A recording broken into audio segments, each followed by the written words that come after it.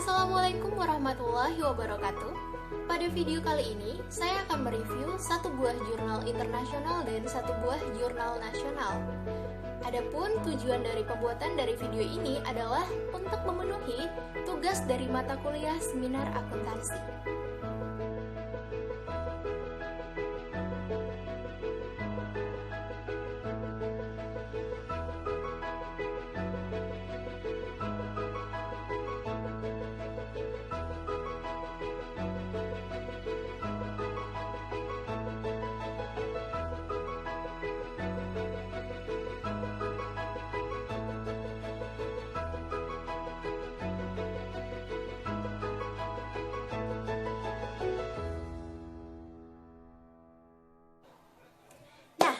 Menurut saya, jurnal ini sudah termasuk ke dalam kategori baik. Mengapa demikian? Mari kita simak kelebihannya. Kelebihan yang pertama, pemaparan abstrak yang baik. Penulis telah memaparkan abstrak dengan sangat baik. Mengapa demikian? Karena pada bagian abstrak kita telah mengetahui tujuan dari penelitian ini. Yang kedua, populasi, serta yang ketiga, sampel dari penelitian ini, dan yang keempat, teknik analisis data, serta yang terakhir, kesimpulan dari penelitian ini. Penulis merangkum kelima hal tersebut dalam abstrak. Jadi ketika kita membaca abstraknya, kita telah mengetahui tentang apa sebenarnya penelitian ini.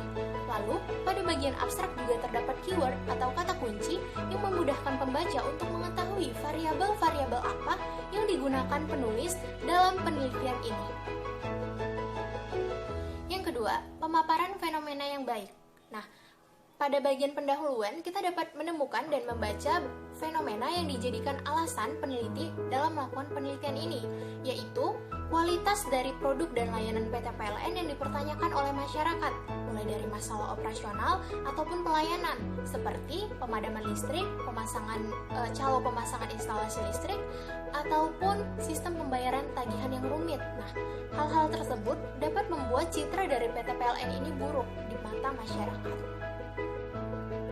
Yang ketiga, pemaparan tinjauan literatur yang jelas. Nah, pada bagian tinjauan literatur, peneliti telah memaparkan tinjauan literatur itu per variabel. Jadi kan pada penelitian ini terdapat 3 variabel. Yang pertama, total quality management, yang kedua, budaya organisasi, dan yang ketiga, kinerja manajerial. Nah, per variabel itu dijelaskan teori-teori yang digunakan untuk penelitian ini. Yang keempat, pemaparan kerangka konseptual yang jelas. Nah, pada pemaparan kerangka konseptual, peneliti telah memaparkan secara jelas per variabelnya. Ditambah lagi dukungan dari tinjauan teoritis pada pembahasan sebelumnya, sehingga memperkuat dalam pembuatan hipotesis. Yang kelima, pemaparan metode penelitian yang jelas. Nah, penelitian ini merupakan penelitian kualitatif, di mana data dari penelitian ini merupakan data primer yang diambil melalui kuesioner. Nah, pada metode penelitian ini penulis menjelaskan objek dari penelitiannya, yaitu PT PLN, dan sampelnya, yaitu sampelnya sebanyak 30 orang, 20 orang itu merupakan deputy manager, dan 10 orang itu merupakan manajer. Nah, selain itu teknik dalam analisis data juga dijelaskan, yaitu menggunakan uji validitas dan reliabilitas, uji asumsi klasik, dan analisis linier berganda. Yang keenam, hasil penelitian dan pembahasan dipaparkan secara jelas. Nah, pada hasil penelitian telah dipaparkan secara jelas berdasarkan setiap teknik dari analisis datanya, disertai dengan data grafik ataupun data tabel. Nah, pada bagian pembahasan, peneliti telah membahas per variabelnya, jadi setiap hubungan antar variabel dibahas dengan baik itu secara simultan ataupun secara parsial. 7. Pemaparan kesimpulan yang jelas. Nah, pada bagian kesimpulan, peneliti benar-benar menyimpulkan secara jelas. Hal itu dibuktikan dengan poin-poin, jadi peneliti menyimpulkan dari hasil kesimpulan penelitiannya itu berdasarkan poin-poin, jadi terdapat 3 poin dari kesimpulan penelitian ini. Yang kedelapan, terdapat saran yang dituliskan oleh peneliti kepada pada objek penelitiannya, yaitu PT PLN. Nah, hal tersebut merupakan hal yang sangat baik, di mana peneliti juga mendukung untuk perbaikan dari objek yang ditelitinya. Jadi objek yang diteliti juga mendapat masukan dari hasil penelitian oleh si peneliti. Dan yang terakhir, yang ke-9, terdapat daftar pustaka yang jelas. Jadi daftar pustaka yang digunakan misalnya dari tinjauan teoritis itu kan menggunakan teori dari penelitian terdahulu ataupun dari buku. Nah, hal-hal teori-teori tersebut telah dirangkum dalam daftar pustaka yang jelas, sehingga apabila kita ingin melakukan penelitian lanjutan, kita dapat dengan mudah mengetahui sumber yang jelas dan valid dari penelitian ini.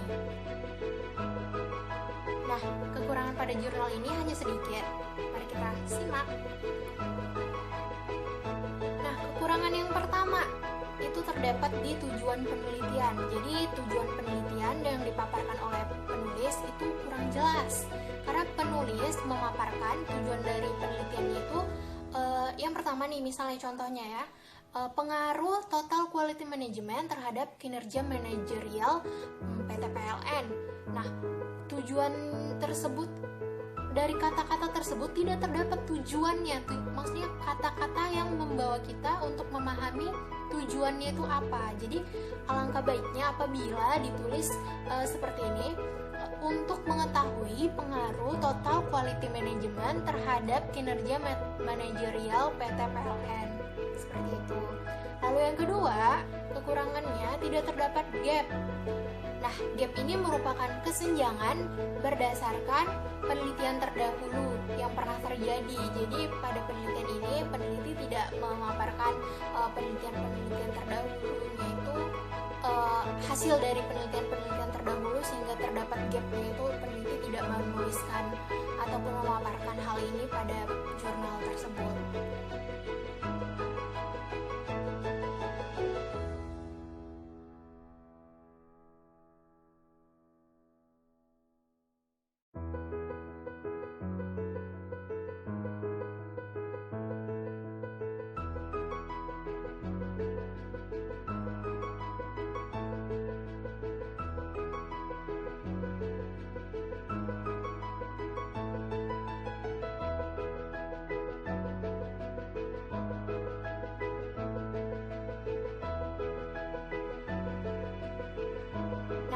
Selanjutnya, pada jurnal internasional ini juga menurut saya sudah termasuk dalam kategori sangat baik, di mana saya tidak menemukan sedikit pun celah dari kekurangan si jurnal tersebut. Kelebihan yang pertama, abstrak dipaparkan secara jelas. Pada abstrak, kita dapat mengetahui tujuan dari penelitian tersebut, objek penelitian, sampel penelitian, teknik analisis data, dan kesimpulan dari penelitian tersebut. Nah, jadi dari abstrak kita dapat mengetahui tentang penelitian ini tuh membahas tentang apa aja.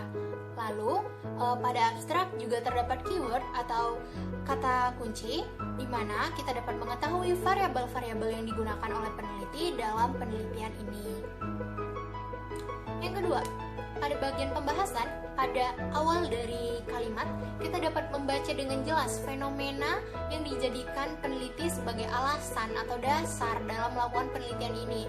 Jadi terdapat fenomena yang jelas dalam penelitian ini.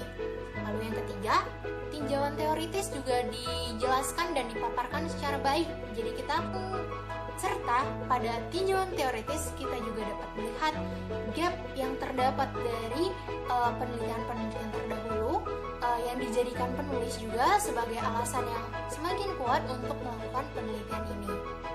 Selanjutnya yang keempat, kerangka berpikir yang baik. Jadi kerangka berpikir telah dipaparkan secara baik berdasarkan dari tinjauan teoritis sebelumnya. Jadi tinjauan teori per variabel tersebut menguatkan kerangka berpikir sehingga dipaparkan secara jelas dan baik oleh peneliti. Nah, kerangka berpikir ini juga akan mendukung pembuatan hipotesis yang baik. Yang keenam, metode penelitian dipaparkan secara jelas. Nah, pada metode penelitian telah dipaparkan secara jelas dimulai dari jenis penelitian. Jenis penelitian ini merupakan penelitian kuantitatif di mana terdapat 30 sampel dari UKM Keripik Tempe di Malang yang diambil dengan cara purposive sampling. Nah, selain itu, data juga diambil menggunakan kuesioner dengan skala Likert, dan data juga diambil menggunakan Webb-Partial Least Square 5.0. Yang keenam, terdapat kesimpulan yang jelas. Jadi pada penelitian ini, peneliti merangkum kesimpulan secara ringkas dan jelas sehingga kita mudah untuk memahami dari hasil penelitian ini. Dan yang terakhir, yang ketujuh, terdapat daftar pustaka yang jelas. Jadi daftar pustaka dituliskan secara jelas dan baik berdasarkan dari teori-teori yang digunakan pada teori penelitian terdahulu ataupun dari buku. Nah, segitu dulu review jurnal dari saya. Semoga teman-teman dapat memahami apa yang saya sampaikan. Apabila terdapat kata-kata yang salah, saya mohon maaf. Saya pamit undur